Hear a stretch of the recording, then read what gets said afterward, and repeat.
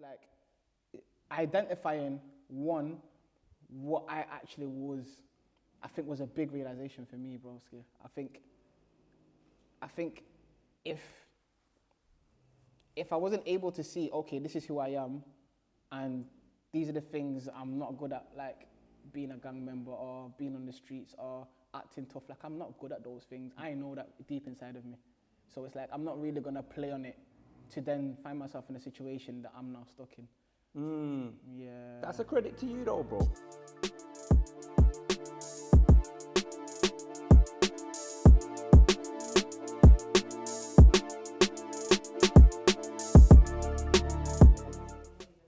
Alright, see, we're in, bro. Yeah. We're in, man. So, bro, honestly, big love, bro. Come on, brother. I appreciate you, man. Appreciate you for the invite and just shouting us down. Like, this is love, broski. Nah, man. Like I told you, bro, just coming down to your space and just being in this, in your environment, like, this is nice, bro. Like, yeah. I love that, bro. So, boom, obviously, just so the camera knows, we were just cracking hella joke off camera. See, little warms us in. And if you do hear some crash bangs and all that, there's someone fitting a door downstairs. Yeah, yo. It's quite noisy. You gotta rate the thing, he's grafting in it, so. Yeah, it's grafting stuff. It's grafting. That's it, bro. But yeah, man. All right then. So boom, for you lot watching, Baka got in touch off the back. Was it Keymoy's podcast? Yes. And you wanted to discuss. Basically, Baka's doing a documentary. Off the back, would you say my side? Yeah, it's obviously it's in the name, innit, the success of my side. So yeah, it was definitely much so inspired by the area. Yeah. That's where you grew up. Yeah, so I say yeah, but I feel like my growing up, my upbringing is just like kind of crazy. So I was born in London. Okay. Then when I was like 1.5, apparently I was a bad kid. I don't know how you're bad at 1.5, then get sent to Africa. Oh, so from there, lived there for about 4 or 5 years.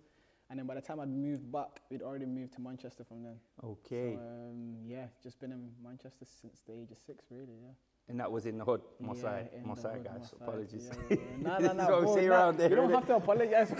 But you know, for the watchers, what do you mean the hood? You even from around there, even man, don't judge me. This is what we call it around here. But you know, for the average watcher, out of town, might be like, it's in the hood. But this is what it is though, like, I don't want to make this documentary for people to feel like, oh, now we've got to start switching up and being like, oh, Moss Side, it's a really beautiful place, it's a very nice, it's not for that, bro. It's for people to just recognize there's just more to it than just the hood. It's still the hood, bro. Like, you can't change what it is, but there's just more to that story, sort of thing. But yeah. So, all right then. So we're on a roll now. Yeah. We're in now. Yeah, we're in now. So, you go into my side from say 6. Was it your experiences growing up that kind of, obviously I know you want to make the documentary because there's a bit of a stigma around it. It's a black cloud over the name. What was it like growing up for you? Like, what pushed you to want to make this documentary? Because if you've been in my side from 6, I've been in my whole life in Longside. Yeah. I felt like what my side has been like over the years, bro, being from Longside, you get it? It's just been some madnesses within Longside and my side, bro. Do you get it? Borderline, crossing certain paths and stuff. Things have happened over the years. 100%. Did you experience anything like that? I'll be lying to anybody if I sat here and said I've never experienced anything from my side, bro. It's just a lie, bro. Like it's like saying like I don't think there's anywhere in the earth where you can say there is nothing happening there. Nah. Do you know what I'm saying to you? So for me, I've 100% experienced my side to the extremes that you're even talking about, to the level where you're seeing like the gang on gang crime. Like we have seen it. Do you know what I'm saying to you? It's just. My personal experience, I'd say, has been, I felt it more on from a passive point of view. I've not directly felt it. So you never got involved in any of the fuckeries over the years? Yeah, I've growing up, I've been around certain situations where I'm like, yo, like, I don't want to be in that situation again, sort of thing. Like, you're with your boys, you're chilling, you're out late, stuff happens, you're in the hood. Of course it does. But it was never to the point where I've woken up one day and thought, yo, I'm gonna go link this person to get up to this or to get up to that. I'll thank God and say that the way and the upbringing that I've had has allowed me to not really go too deep into that side of things. Yeah. So in a nutshell, basically, the gang activity from the hood when you was growing up, you never thought that was for you. You stood clear of it, which is good, bro. And I think getting sent to Africa from that age and experiencing those 5 years in Africa showed me a lot, if that makes sense. Yeah, Like as a kid growing up here and having to like get accustomed to everyone sounding different. I look, sound, and smell different to everyone else. Like I used to get teased about everything coming from Africa, bro. So kids can be cruel, man. mean, bro. Kids in it, like bro, we say all the time. Kids can be rude, There's no bro. filter, bro. It's No just filter. straight truth, bro. Yeah. But that's another thing, bro. Like in Africa, bro, I was just used to just clapping every single person around me, bro. That's what you do in Africa, bro. Yeah. The lights go off. Everyone's sat in the dark with a little torch, bro. Everyone's just roasting each other. So I grew up around that. So when I come here, I just needed to get the language. From once I understood the language, then it's like, all right, now I know what I'm doing, sort of thing. Yeah. So I was always more into like the banter and like being cheeky, sort of thing, rather than being like more like aggressive or disruptive. Or I was never really that sort of that's not my soul. Right. Does that So make you was sense? more mischievous. You want to Yeah. bust, like you say, if you was that guy that would probably laugh at a situation and make two of your friends probably Bro, start fighting by bro. accident. Oh, that's so, you was that guy, innit? He Bro, said I what? was that guy, You bro. was that guy, innit? High school, put me in PE, out on lunch, anywhere, bro. Just hear my laugh, you know there's beef happening, Yeah, bro. yeah, there's something- I just had that laugh where it's just starting trouble, sort of thing. So, yeah, bro, I Can think imagine stuff. I think in a way as well, like, okay, now that we're actually getting into it, Yeah. I think that's like another thing, like growing up in the hood. I feel like you have certain character traits that are like just prominent within like the community. So like growing up in high school or primary school and being a joker, that's a prominent sort of character trait to have as a kid growing up in that area. So I agree. Does that make sense? What I'm It's saying? the same in the sites, bro. Thank you very much. It is, you're right. It is, bro. So it's like identifying what I actually was. I think was a big realization for me, broski. I think if I wasn't able to see, okay, this is who I am, and these are the things I'm not good at, like being a gang member or being on the streets or acting tough. Like I'm not good at those things. I know that deep inside of me. So it's like I'm not really gonna play on it to then find myself in a situation that I'm now stuck in. Yeah. That's a credit to you though, bro. Yeah. Because you know what? Let me take it back to me growing up. I feel like there was a lot of people around my circle that maybe played the role you're on about, was actually a joker, but tried to play the tough guy. And bro, someone will call you bluff, pretty sharpish in these environments. But why I say it's a credit to you, because most people feel they have to act the tough guy and they want to be a part of the gang and the circle, because it's cool, bro. Yeah, At that age, bro, yeah, it's it is, cool. bro. The girls You're find getting it the things- cool. you're getting There's things, respect bro. there. Yeah, bro. The girls don't really like the guy that's playing football and walking to the local basketball court with his boys. That's Being not that cool cool. guy. You don't see the man them on the bikes doing nothing, bored. Do you know what I'm saying? But it's cool at that age. Of course it is. Yeah. So now I look back, I feel like them man that stayed clear, I applaud you, Joe, because it takes strength. The strength was with us guys that decided to step in, because I stepped into that world, bro. Okay. Us guys weren't strong. We were soft, bro. That was the easy route. Do you know what I mean? Because it's the fit-in route. It's easy, man. It's what we do around here. That's most of the activity. It's easier to fit in and think, nah, I ain't entertaining that behaviour. In my opinion, I think that takes strength to bow out of it, bro, and not get yourself involved. But for me, that's crazy because it's only through maturity and experience and growing up that the roles flip in terms of course it is. in your head. Does that make sense what I'm Of course saying it to you? is. Because When we you weren't look we back- weren't thinking like this when we were that age, was bro. I it, bro? Do you know what I'm saying? And we had the elders telling us, yo, this is what it is, this is what it is, this is what it is. But you're just like, yo, shut up, let me just do what I'm doing, bro. Do you know what I'm saying to you? So And I think it's easy to say as well, you know, like, all right, so let's look at your parents at home to applaud them for keeping you out of the bullshit. But I think sometimes as well, oh, bro, because I've heard people, like, especially online, say if a young kid gets into the roles, gets into the fuck with, makes a mistake, maybe a big mistake, you know, the comments, bet his mum's proud. They've done a bad, they've not done a bad job, bro. I had a good mum, she did a good job. I chose to be an idiot. Do you get it, bro? So for the man them that did step into that realm as well, again, I feel like the internet and some of it's a certain certain people that point the finger at the parent. It's not always the parenting where we come from, bro. It's not, bro.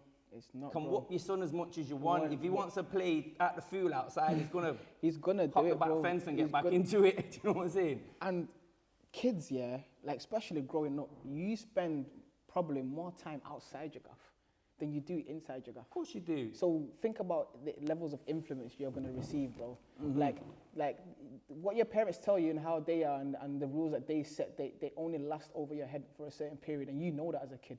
And it's natural human nature to take advantage where you can. So if you've got all these restrictions on you inside the house, the moment you dip out and you see that you've not got none of these restrictions, you're going to take advantage of that. Yeah, of course. Do you know what I'm saying? Human, innit? It's human nature. Like you say, yeah. And this is why I'm saying, like, this is why it's good that we started this documentary, because it sparks a conversation now.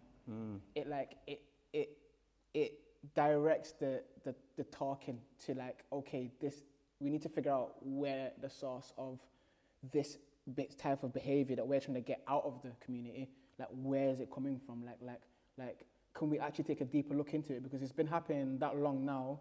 If we're not gonna take the step back to look at it from a third eye view and be like, okay, we've been trying to change it, nothing's changing. Maybe we now need to do something different. We need to have a different approach.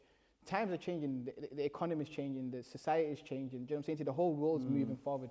So as a community, if we're not able to look at our approach to our advancement on a bigger scale and move with the times, we're going to be stuck in that cycle again and again and again and again.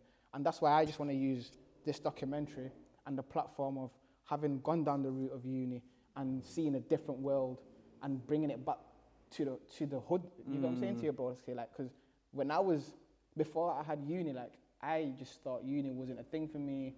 Bro, I have ADHD, bro. I've gone through my whole life in the education system with ADHD, bro. And it wasn't until certain life experiences that you actually sit down and think, yo, I need to figure myself out. And until I decided to take that journey to actually figure myself out and look at, like, okay, this is what makes me tick, to then understand my surroundings, to then understand the impact I have on the community. It's like a cannon effect. So it's just like, where do you start? So hopefully this just sparks that like conversation. a bit of a springboard to bigger things. Yeah. Because, like, so, all right then.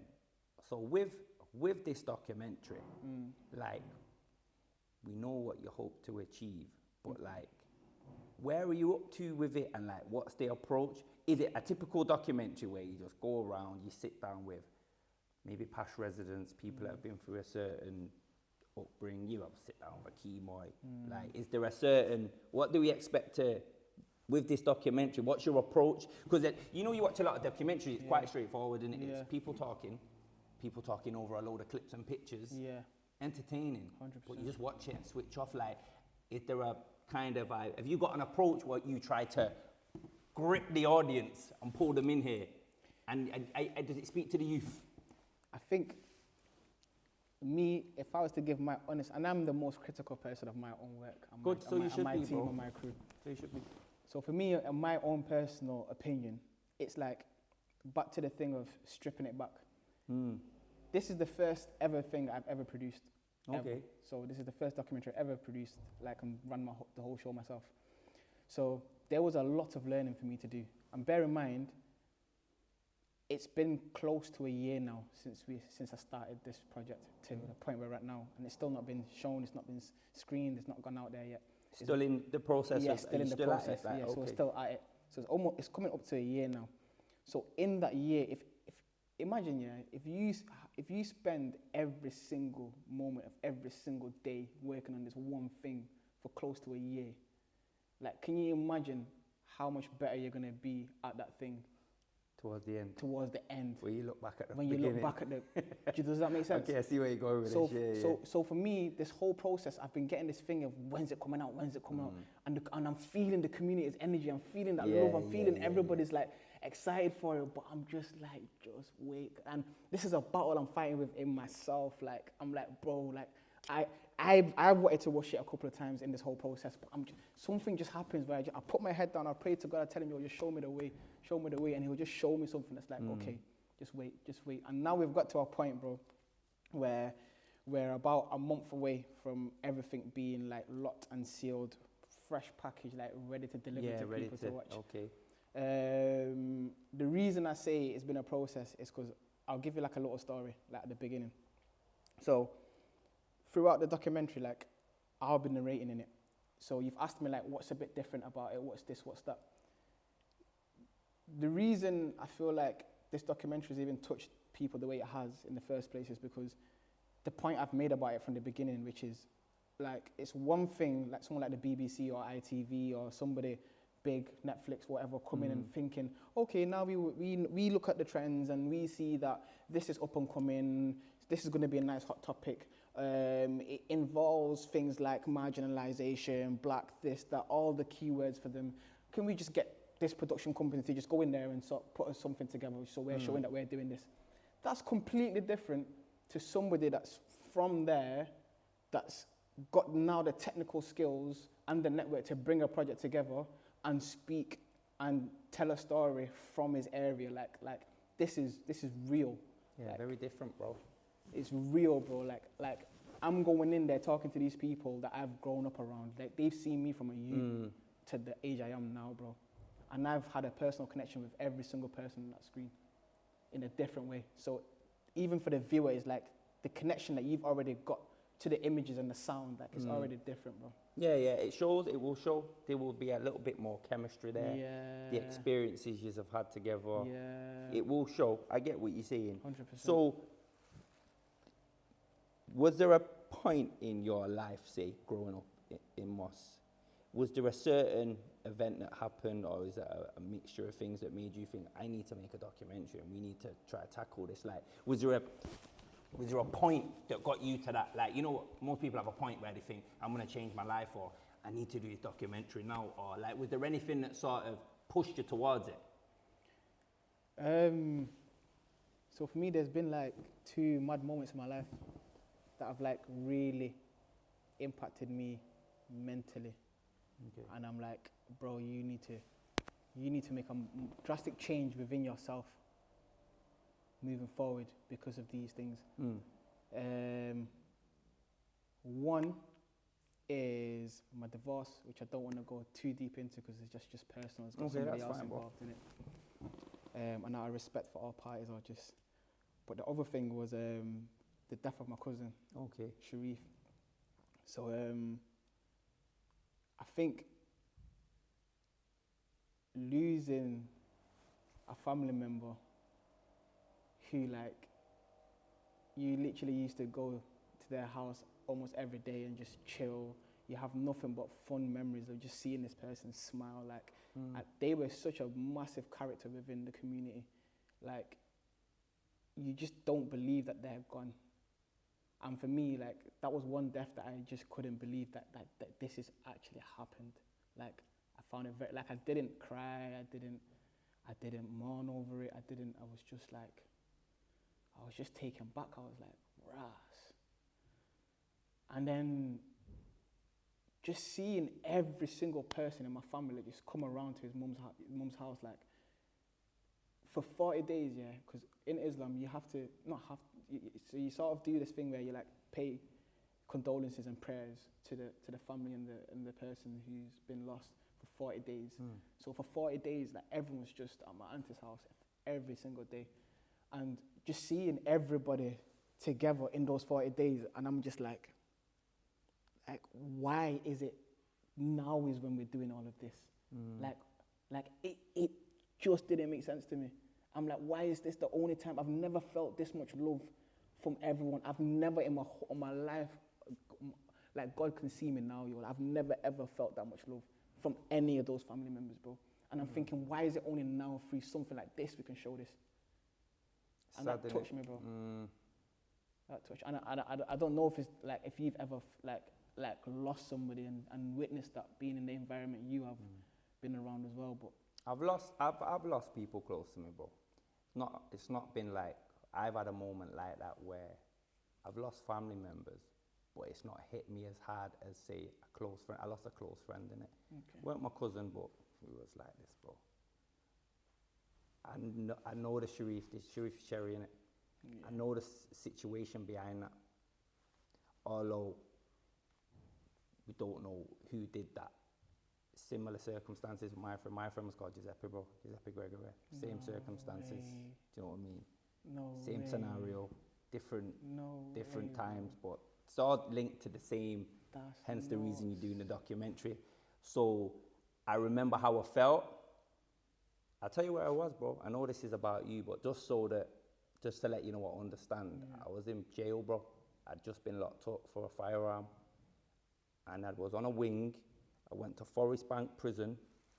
And the screws said, you've got to stay in your cell because you're a sentenced young offender. So I was in the wrong jail. They sent me to the wrong jail.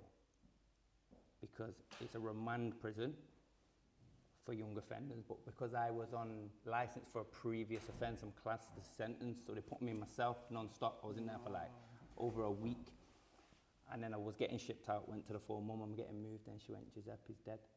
I know what my response was, bro. Don't lie. You know, that Don't sort of, believe it. I Yeah, didn't, bro. How do you receive that, bro? Exactly. I knew she wouldn't lie, but I didn't know what to say. I was like, all right, I'll ring you when I get to the jail. I was only young, bro, myself, about 19.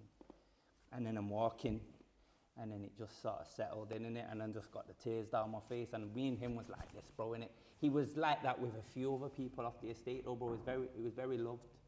There was a group of us that was very close, and he was like a few of our best friend. You know what I mean? He was my best friend, and his best friend, and his best friend. We was all best friends, but he was the linchpin in this friendship. Do you get it, bro? And you know what's crazy, broski? Like, his dad is in this documentary. Like, James Gregory is his dad. Mad. And this is why I'm saying it's mad, because James Gregory literally set up his foundation, Families Against Violence, because of that. Like, losing his son broke him, bro, like as a man, like it literally broke him. And just seeing a man muster up the strength to look at your killers and rather than think, I hate you or I wish you were dead or just blaming them, like he just looked at these young youths that did this to his kid and it was like, what made these kids do the actions that led them to killing another man? He's more concerned about fixing to not let it happen again than holding resentment like a hater, because, and that takes strength, bro. You have to, a man like that, bro, you have to give him his props and respect, because that takes strength, and within him somewhere, there will be something that he has to keep caged to not act out of character and think, I don't like you guys, I hate you guys, this is what I want for you guys. There will be a battle within him. There was a youth worker that mentioned him recently, Chris McIntosh. He said you should get Giuseppe's dad on. And this is another mad one. Me and Giuseppe's dad have never spoke, you know. He don't even know me. That's nuts. And it seems mad to me because how close we were. It's crazy, innit? We will have to sit down one day. It'd be a nice, chat, man. It would be lit. It would be lit. I'd like to get a group of people at some point, you know, just different topics, different cards, spin them. Let's talk about it. Not always. But I'm down. Although this is, I don't want to say it's negative. It's reflective. It's nice, bro. We're talking about our friends who we love. To get it. 100%. But I can see how it can be looked at, innit? But yeah, it's something I'd like to do, man. 100%. So yeah, man, bro. So yeah, that was your turning point. And you were kind of wanting to do it. Sorry for taking it down, man. You just prompt me in it. Nah, you're good, bro. You're good, bro. You're good, bro. And for me, that's what it is, bro. That's why I like having conversations with people, because it's real, bro. Like it's how you connect with people, bro.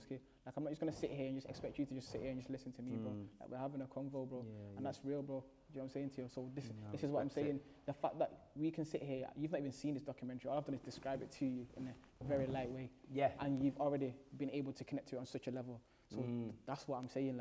Like this is people are actually gonna sit there and just connect with this. It's one of them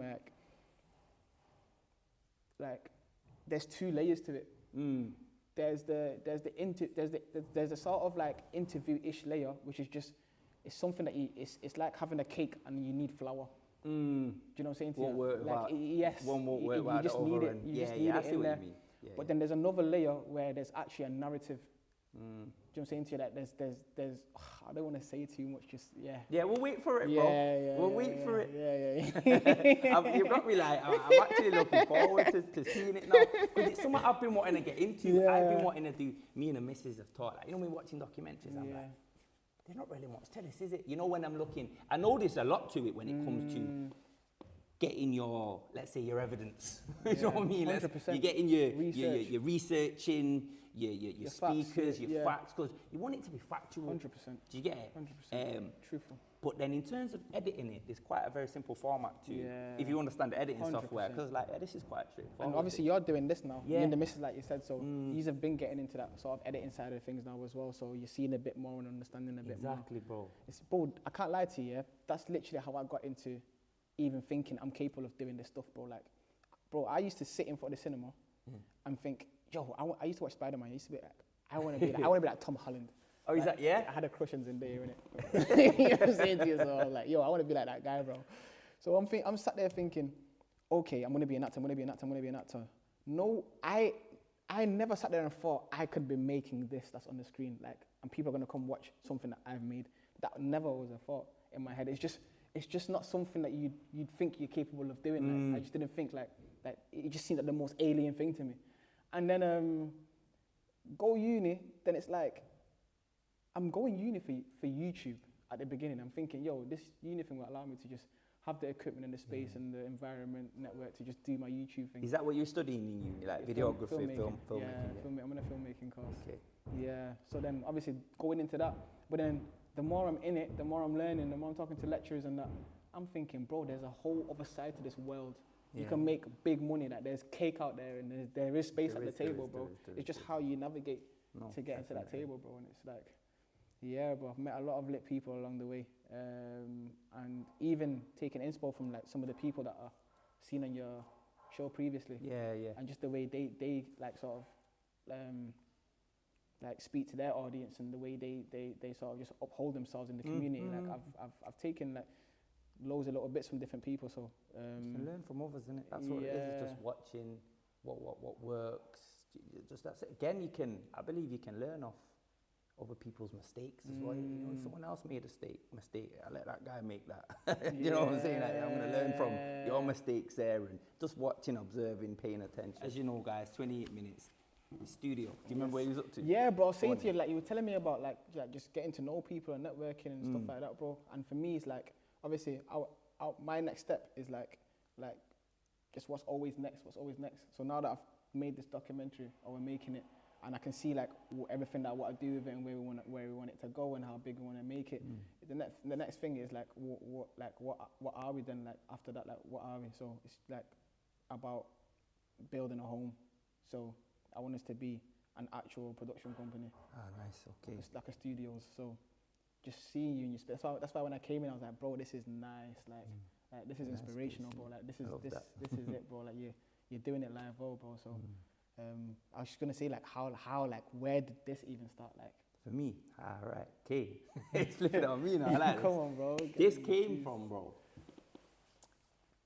belief.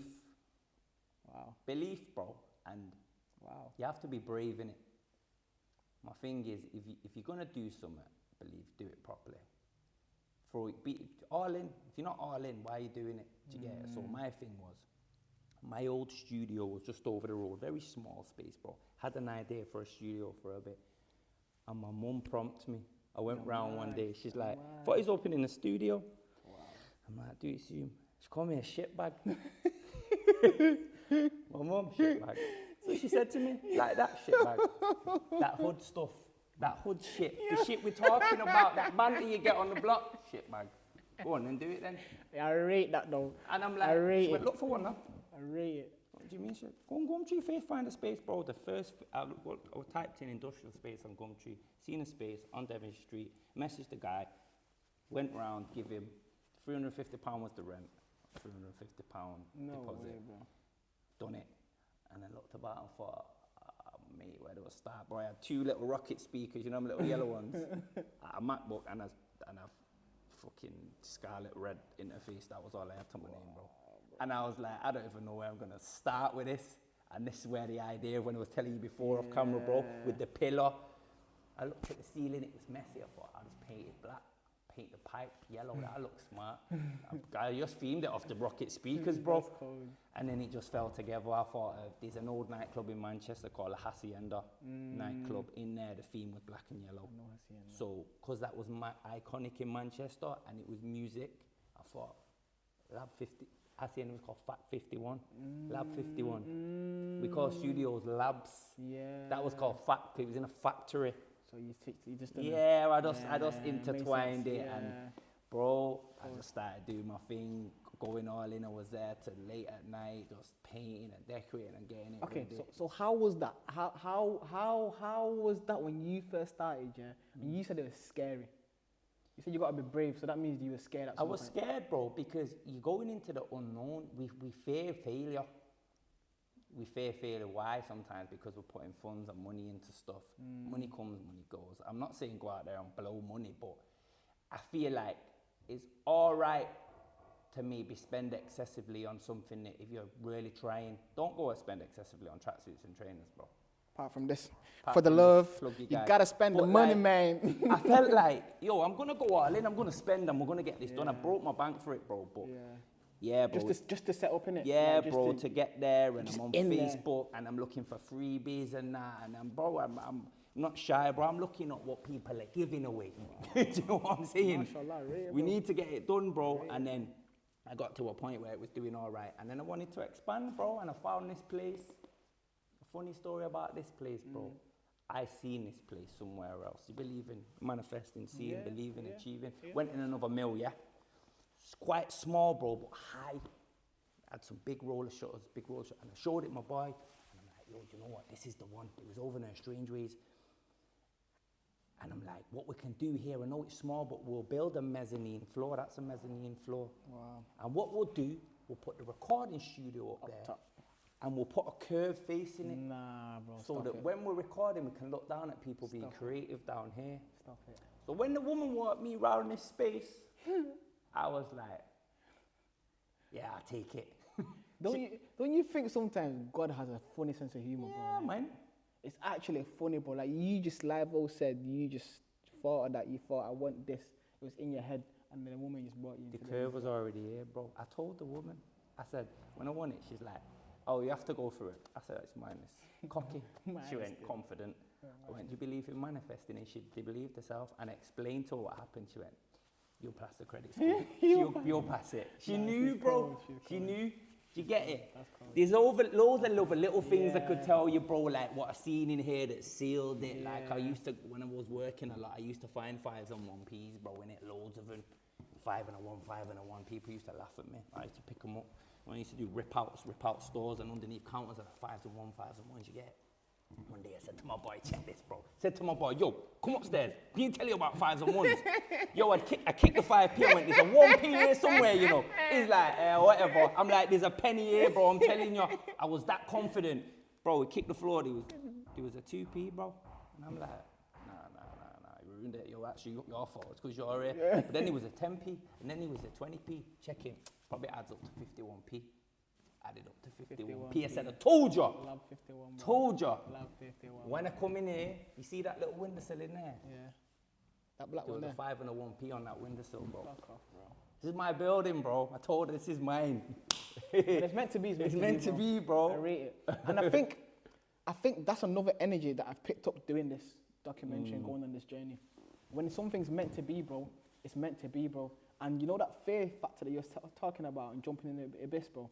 Bro, I've literally left a secure 9 to 5, bro, working for Bupa private health insurance. I had private health insurance, had it for my family, like I was making decent money, I was in uni, like I was cool. And then I said to myself, I started this project not knowing what it was going to turn into. But seeing what it was slowly becoming, I'm realizing now I've got to make a choice. I either believe in what I'm saying I'm going to do and actually go with it and make this thing happen and leave that job, because there's no way I can put enough time that this needs to make it what I'm saying I want to make it and still keep that job. So I literally, from then, it's been a year and a half now, yeah, and just literally no 9 to 5, just grafting. Bro, just for the love of this game, bro. And I feel like if you don't have the love and the passion for what you do, broski, like you can only go so long. So just try and, like, this is to the people, like, try and find what makes you happy, or like what actually makes you like excited to wake up and try something, like, because you go a little bit of an extra mile with something like that. Does that make sense? Of course you do. You see, passion and determination will get you a lot further than talent sat on your ass, bro. So you might be as good as Steven Spielberg, bro, but if you're sat at home not believing, and I'm on my toes and I'm learning, I'm gonna get past you, bro, because you're not putting your talents to good use. Do you get it? 100%. I feel like as well, you'll never get this time back. So you'll always get a job back, bro. It might not be in that same office, bro, but you quit your job last year or two down the line, this didn't work. You get a new job, it's easy to get a job, knowing that you tried. Do you get it? Than thinking, bro, what if? But, bro, if you believe it anyway, you go and do it, bro. You'll get there, innit? If you believe you're going to do it, because you know what it is, belief is you. If you really believe in yourself, you won't allow it to get away from you, bro, because you're going to chase it until you get in a headlock, bro, and it's yours. You get it? We're there now, bro. Belief. Bro, we're in a headlock and a half, bro. Like, but it's scary, though, innit? But it's bro, it's mad. It's like you're riding a mad bull, bro. Like, it's exhilarating, it's adrenaline, but at the same time, you're like, bro, this is fast, bro. This is scary, ride, bro. Like, what is going on here right now? But at the same time, you're looking at the change, you're like, this is kind of nice at the same time. You know what I'm saying to you? Like, it's a mixture of emotions. There's days where you wake up so excited about little things, and then there's days where you feel flat on your face, you're demotivated, you're just blown out, bro. Like, it's literally a roller coaster. And you know what that is? It'll be the way you're wired up, bro. Do you know what I mean? You're saying ADHD, it's sort of, you're 100 miles per hour, you're excited 1 minute, then you're down another. I'm a bit like that, bro. But makes you very creative. It's superpower, bro, if you use it to your advantage. 100. Gives you that drive to go. Go. Do you get it? Go. Just get it. But yeah, it's a mixture of emotions. Creative people go through that, bro. You're a creative person. I've noticed that, you know, like a lot of creatives they're just quirky people. Like, they've just, you can see it in it. Yeah, you can just see it in them, yo. And I love the fact that I've been able to find that for myself. I've always been scared or afraid to really embrace certain parts of myself growing up, because I feel like because my environment shunned on it, or it wasn't cool to my environment, I sort of held back on it, and like I said, just wanted to live up to that character trait of being a class clown. And I think just over the years, like you're saying, like just telling myself, okay, this environment's not for me.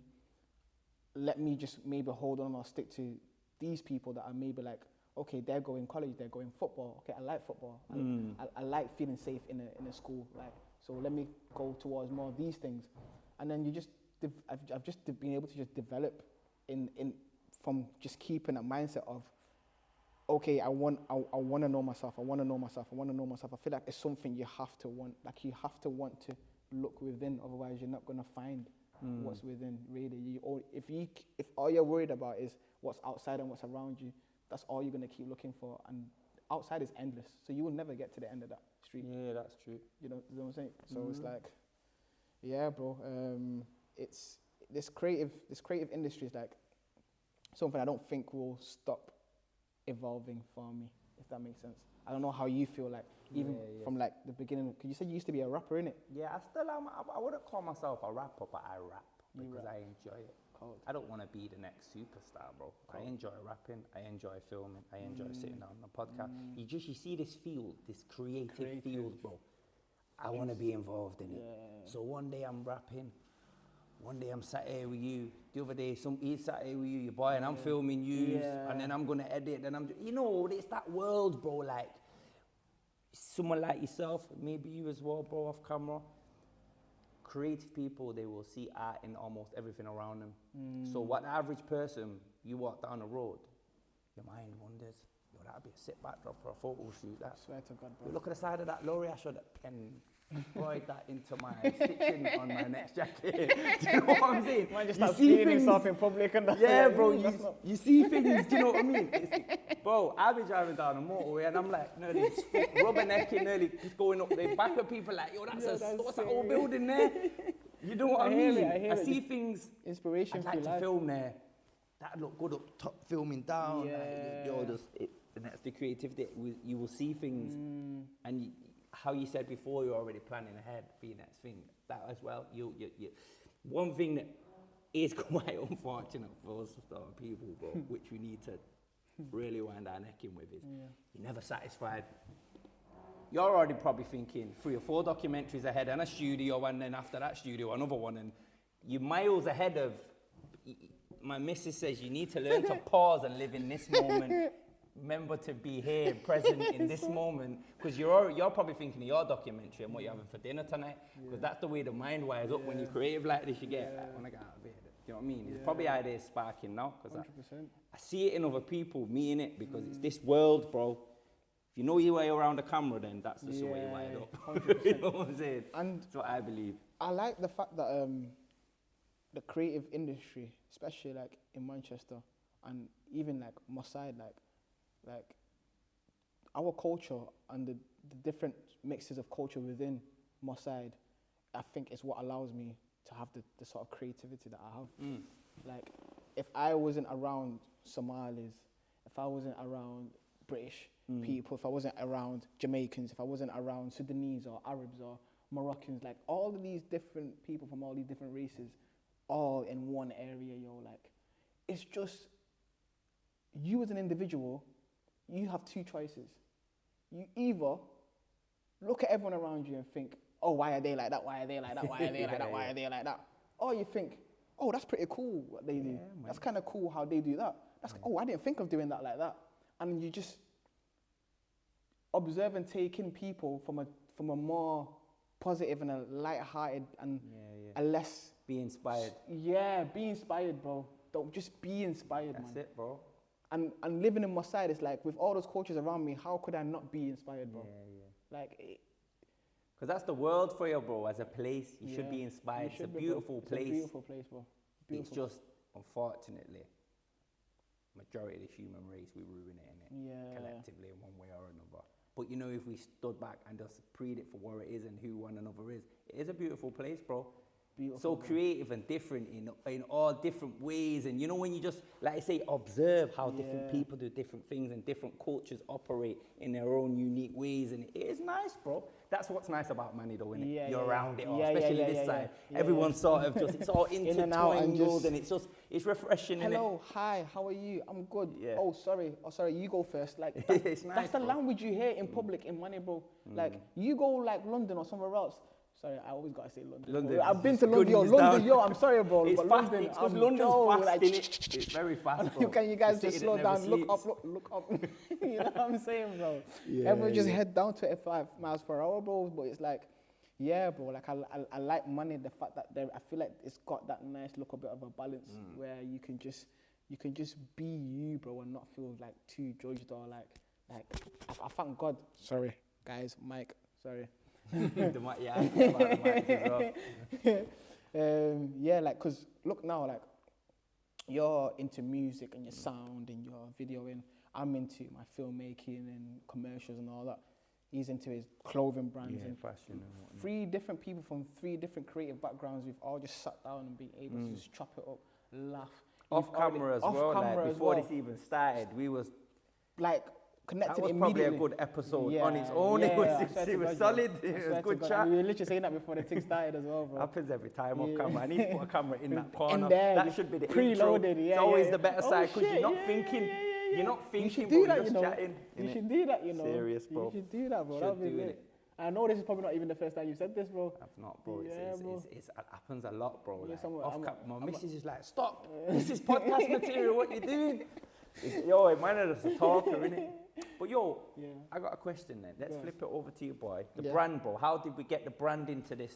Plug the brand. Okay. What does brand represent? I love that question, first of all. And second of all, can I just get your honest opinion there? I'm just going to, let me just, we like to be unorthodox, we like to be organic. You might not be able to see your head there, but. You know what? What are we saying? Yeah. What's the fit? I really like it, you know. You like it? No, I don't. I'm only joking, bro. I told you I like it, man. Now, you already told me off camera you liked it, all right? You know, I'll bring a bit of banter. Come on, broski. No, it's nice. What I do like about it, bro, it's all about the fine detail, the small. For me, like, I'm a person that's in the detail. So the fact that you had to show me, bro, put your hand inside it, yo. It's very silky and smooth. Velvet. That's the bit that touches your skin, bro. The amount of times I've felt a jacket or something. It's the velvet. the missus, oh, these pajamas feel great. Why do you put your hand inside? Why do you feel like that on the outside? But this is tough on the inside. Come on, man, that's a bit that touches the skin. Do you know what? You have to wear them drops inside out. You know what I mean? Come on, man. It don't make sense. Nah, don't worry, you're definitely not getting that on this side, yo. This is smooth. They call it smooth. Are we in the shot there, Till? Will you just check the frame, please? Pull that chair in a bit, bro. Sorry about the that. frame. My bad. Yeah, I'm in now. Yeah. Are we in, yeah? We're in. Yeah, So but yeah. So what's yeah, it bro. represent? Like it's the names in the messages in the name itself, bro. Like 4L, 4TL. Sorry, bro. My mind's gone blank, bro. I think the whole frame thing just messed me up. But yeah, bro, for the love, bro. For the love. And it's in the message, bro, for the love. And I think that's what actually spoke to me from when I first met him, bro. I was just telling him, I said, yo, bro, that tracksuit's hard. He's like, yeah, this is mine, bro. I'm like, what? I said, bro, what does that mean? He's like, for the love, bro. I said to him, what? He said, for the love, bro. So basically the brand is for the love. Like you're doing this brand because you enjoy it. It's for the love, nothing but. For the love. When you do something for the love, you're going to do a good job with it. Yeah. Go for it, bro. I mean, like, in terms of like what people can expect to see, I think it's just they can expect to go a bit deeper into these individuals' lives. So I've got my auntie on there who's lost her son, obviously my cousin Sharif. We've got James Gregory, which is Giuseppe. That's crazy. That I still can't believe that. Yo, that's small world, bro. Very, very small world. Giuseppe Gregory's father. And then we've got Roosevelt, also known as KSR. It's his stage name. So. KSR. Yeah. Talented, bro. Been around a long time. Talented, I like KSR's music. Sick guy, bro. He's very talented. Yes. Yo, you know what's crazy? He used to be in my auntie's house. He might hate me for saying this. But we used to always call him up to sing happy birthday. Yeah. And you have a bunch of African aunties. Roosevelt, do it again. You come there with his long head, Joe. Sending shots, you know what? It was going all right. The guy went, he might hate me for saying this. Pop to one and come with his long head. Are you gonna shut him down? KSI, I want you on the show so you can just ride on this guy for an hour straight. Pause. Pause. Bro, this is RTM, bro. Yeah. You don't look at it like that, bro. It's just banter. Yeah. And so yeah, bro. This is what I'm saying, bro. These are the people that are on there, broski. So it's just good vibes on the screen at all times, broski. And in terms of like who's actually like helped us like bring this up, one shout out definitely have to give it to, because they were the ones that give us the initial funding to be able to start all of this. So that's MMU, my university. So they sponsored us with a grant at the beginning to be able to do the project. And I rate every single person involved in making this, because every single person literally did it off their own back. I'm talking about 4 days, about 12 hours each day, grafting, just working on this documentary, just shooting it out there. And I'm talking about people that have got no experience, people that have got a bit of experience, people that are in uni, and people that I've been in the industry, professionals like 10, 15 years, all heard the idea and were like, you know what, we're with this. And from the beginning, that already told me I had something special. I had people and that were like above me, mentoring me, telling me, yo, like the biggest thing I've done is about seven people on the set. And I'm now telling him like I'm literally looking to put 30 people in the set. He's like, bro, if I was you, I wouldn't do that. But look at us, I'm saying we've done it. So. Yeah, you pulled it off. Yeah. And it's going to be in a cinema, a local cinema? You know what? This is new news. It's not even out there yet. But I don't know when this is going to come out, so I don't know when the people are going to hear it. But it's coming out in Factory International. So Aviva Studios, in Deansgate. That's a big look, bro. Yeah, bro. Thank you, broski. Literally just confirmed that venue literally like a week ago. So. Okay then. Yeah. I love that, bro. I'm excited. I want a little, who's this guy? For the love, innit? Who that? My man's here. Spider there. Well, you was talking Spider-Man before. You want to catch that? He wants a pair of tracker buttons, bro. Let him roam free, man. He's all right. He was here before me. When we come in, there's a lot of them spiders. Just leave him to it. Just watch him when you step up. He's cooling. All right, man. He's cooling. All right, then, but we'll wrap it up then, bro. I wish you all the best and success.